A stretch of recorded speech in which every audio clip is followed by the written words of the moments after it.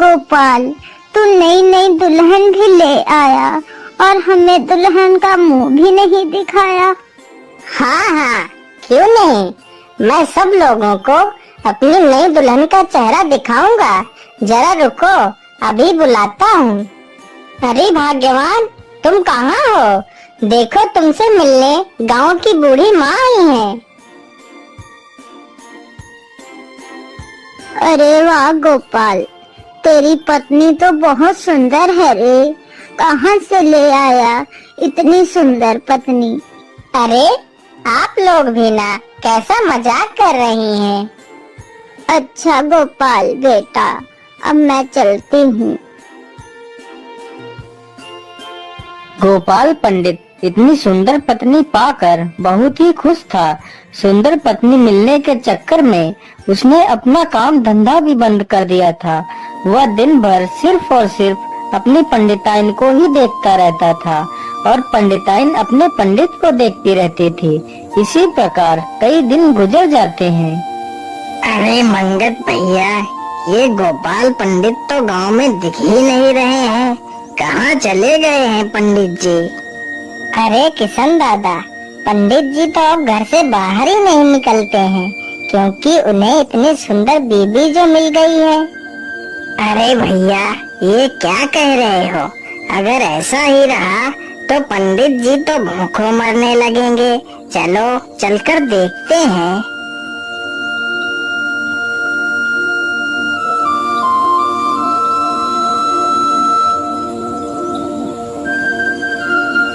अरे बाप रे बाप, ये पंडित तो अपनी पंडिताइन को देखने के लिए अपनी पलक तक नहीं झपका रहा है। हाँ हाँ, जरा उधर भी तो देखो, पंडिताइन भी कुछ कम नहीं है। अरे सुनो, हमें इसकी खबर राजा को देनी ही पड़ेगी, नहीं तो ये दोनों ऐसे ही भूखे मर जाएंगे।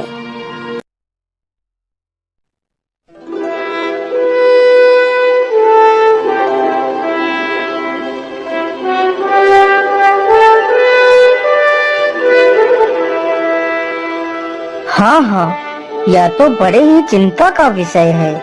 मुझे एक राजा होने के नाते उन दोनों को बचाने के लिए कुछ ना कुछ तो करना ही पड़ेगा। सैनिकों, गोपाल पंडित को आदर पूर्वक हमारे सामने पेश किया जाए।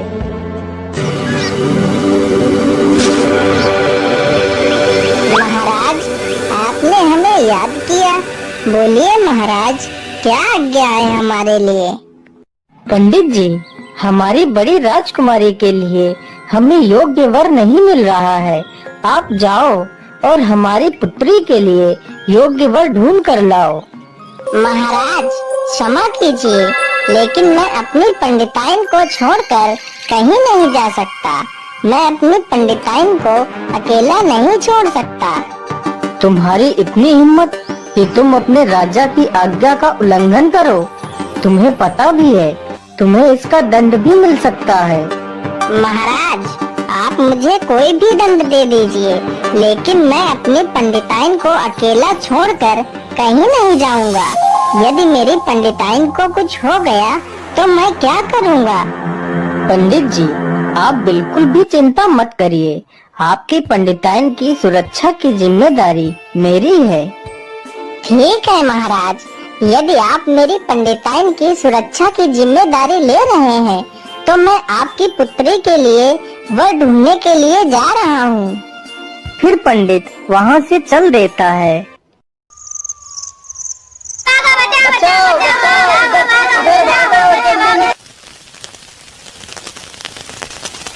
अरे गांव के तो सभी लोग आ गए, लेकिन पंडिताइन तो अभी भी नहीं आई है। हाँ हाँ भैया, पंडिताइन तो अभी भी नहीं आई हैं। जल्दी चलो, नहीं तो कहीं पंडिताइन को कुछ हो गया तो पंडित भी मर जाएगा। अरे पंडिताइन, घर से बाहर आ जाओ, गांव में आग लग गई है। अरे पंडिताइन, घर से बाहर आ जाओ, घर में आग लग गई है। पंडिताइन चुपचाप घर के अंदर बैठकर पंडित की तस्वीर देखती रहती है। और तस्वीर देखते देखते ही जल जाती है और जलकर उनकी मृत्यु हो जाती है।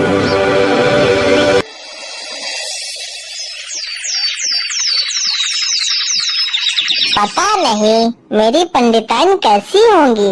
हे प्रभु, मेरी पंडिताइन को सुरक्षित रखना। और यह रास्ता भी खत्म होने का नाम ही नहीं ले रहा है। पंडित जैसे ही अपने गांव में पहुंचता है तो उसे पता चलता है कि पंडिताइन की आग से जलने के कारण मृत्यु हो गई है।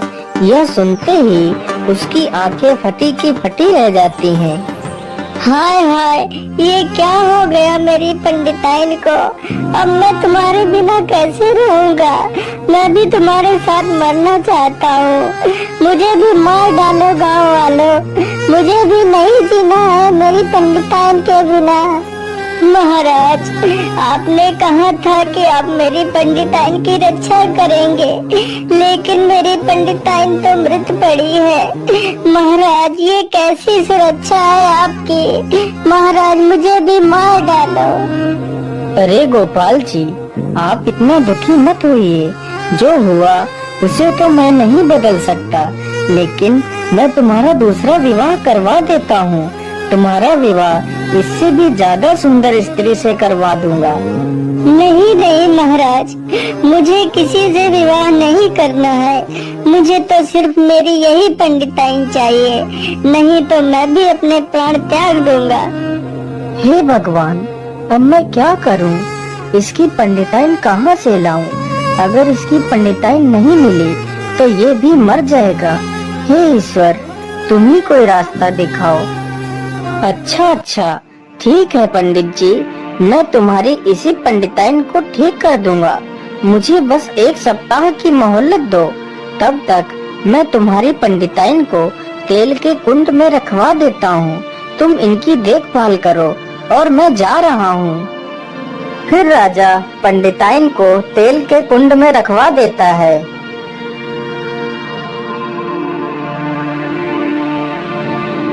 राजा अपने घोड़े पर सवार होकर निकल पड़ता है। राजा चलते चलते एक गांव के पास से गुजरता है। माँ जी, उधर देखिए, वो आ गए। अरे बेटी, तुम इतना शोर क्यों मचा रही हो? कौन आ गया है? माँ जी, आपका बेटा आ गया है। उधर देखो, उस घोड़े पे जो सवार है वही तो है आपका बेटा। हाँ बेटी, तुम ठीक कह रही हो, यह तो मेरा ही लाल है। बेटा, तूने आने में इतना समय क्यों लगा दिया?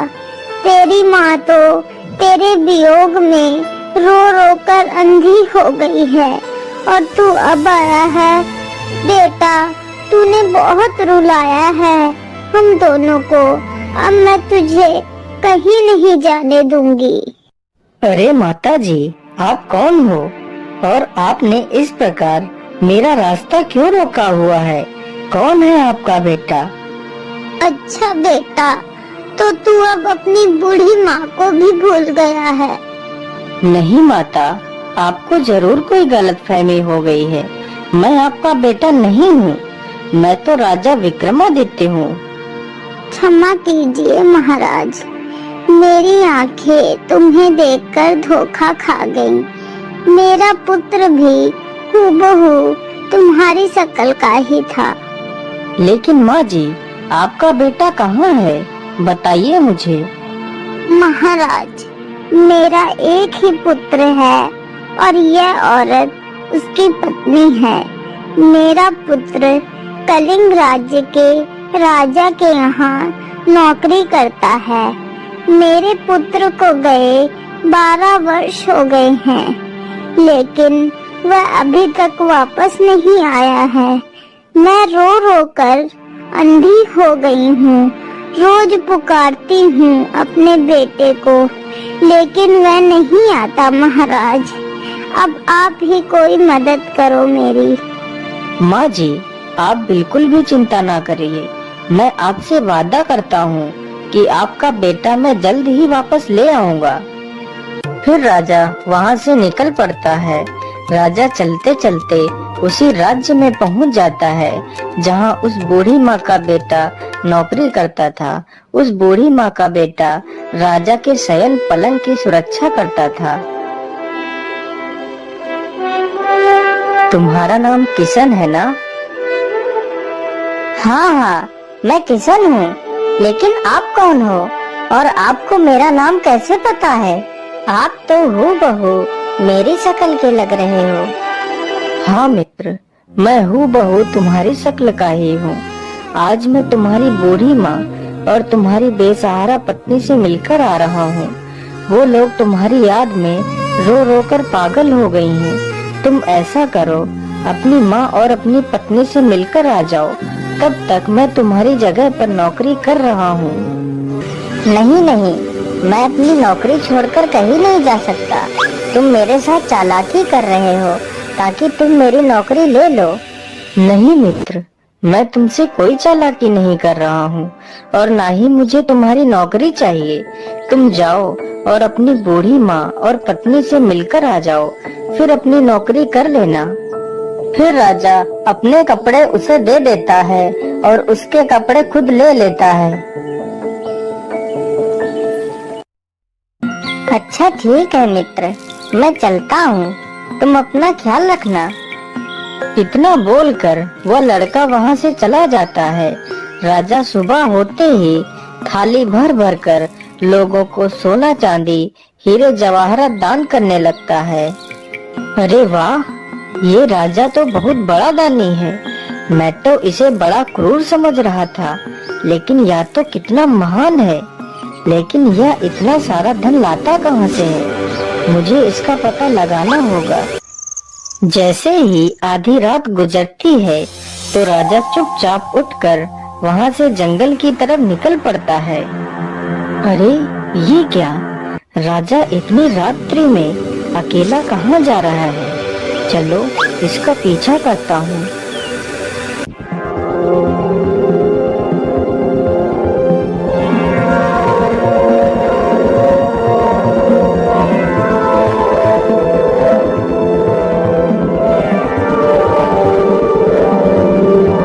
राजा जंगल में एक गुफा में शैतान की पूजा करता है।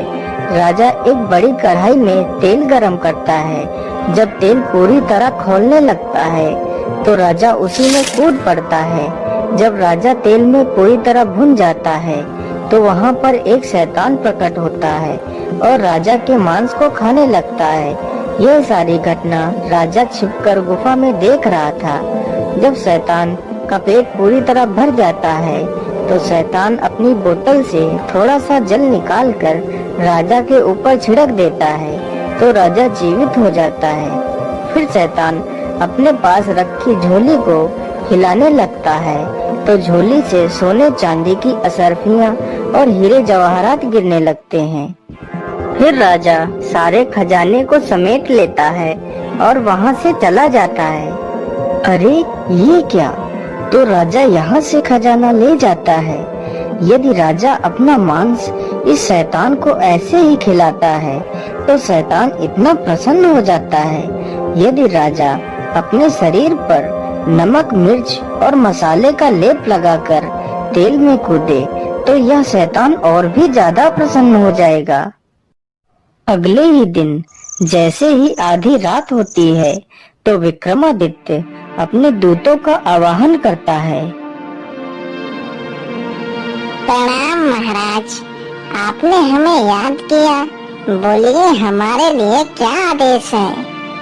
हे दूतों, तुम आज इस राजा को नींद से जागने मत देना। जब तक मैं ना कहूँ तब तक इसकी नींद खुलनी नहीं चाहिए। ठीक है महाराज, जैसी आपकी आज्ञा।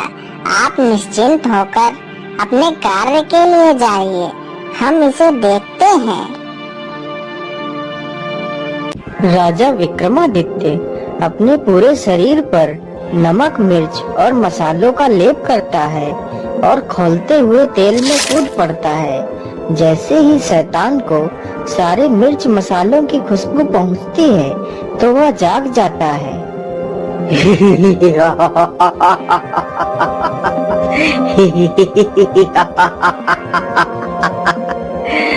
आज इतनी अच्छी खुशबू कहाँ से आ रही है?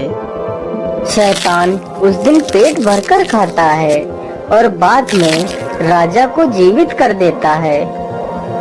अरे राजा, आज मैं तुझसे बहुत प्रसन्न हूँ। आज तूने मुझे बहुत खुश कर दिया है। मांगो राजन, तुम्हारी क्या इच्छा है?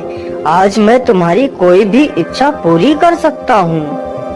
हे शैतानी देवता, यदि आप मुझसे प्रसन्न हैं, तो मुझे वचन दीजिए कि जो मैं आपसे मांगूंगा वो आपको देना पड़ेगा। मैं तुम्हें वचन देता हूँ कि आज तुम जो भी मांगोगे मैं तुम्हें दे दूंगा। तो सुनिए शैतान देवता, पहले तो मुझे आपकी ये अमृत की बोतल चाहिए और फिर मुझे ये आपके खजाने की झोली चाहिए। फिर शैतान वह बोतल और खजाने वाली झोली राजा को दे देता है। हे शैतान के देवता, अब तुम इस स्थान को छोड़कर किसी दूसरे स्थान पर चले जाओ और वापस कभी मत आना। फिर शैतान वहाँ से चला जाता है तो राजा वहाँ की भट्ठी तोड़ देता है और शैतान की मूर्ति गिरा देता है। फिर राजा वहाँ से चला जाता है। अरे दूतों, अब तुम लोग यहाँ से जा सकते हो। जैसे ही दूत वहाँ से जाते हैं तभी राजा की नींद खुल जाती है। अरे अरे, इतनी रात हो गई और मैं सोता ही रहा। अरे चलो चलो, नहीं तो शैतान नाराज हो जाएगा। फिर राजा जल्दी जल्दी से गुफा की तरफ चला जाता है। अरे ये क्या हो गया? यहाँ तो किसी ने तोड़-फोड़ मचाई है और शैतान की मूर्ति भी गिरा दी है, मेरी भट्ठी भी तोड़ दी है। अब क्या होगा?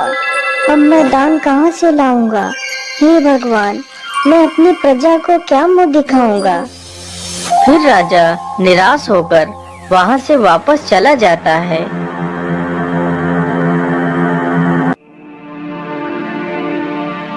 क्या बात है महाराज, आज आप इतने उदास क्यों हो? तो राजा पूरी कहानी बताता है। महाराज, आप दुखी मत होइए, उस खजाने की झोली मेरे पास है। ये देखिए महाराज, अब आपको रोज रोज अपने आप को जलाने की कोई आवश्यकता नहीं है। ये झोली लीजिए और रोज इस झोली को हिला लेना और लोगों में दान कर देना। लेकिन ये खजाने की झोली तुम्हें कहाँ से मिली? फिर विक्रमादित्य राजा को सारी कहानी सुनाता है।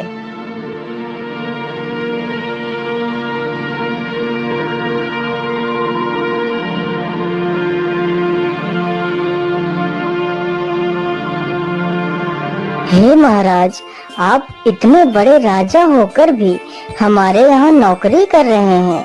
मैं आपका ये एहसान कभी नहीं चुका सकता महाराज, कभी नहीं। महाराज, बस आप मुझे जल्दी से स्वतंत्र कर दीजिए, मैं अपने राज्य वापस जाना चाहता हूँ। फिर राजा वहाँ से निकल पड़ता है और उस लड़के को अपने साथ ले लेता है। राजा विक्रमादित्य अपने राज्य पहुँच जाता है। सैनिकों, पंडिताइन को तेल से बाहर निकालिए।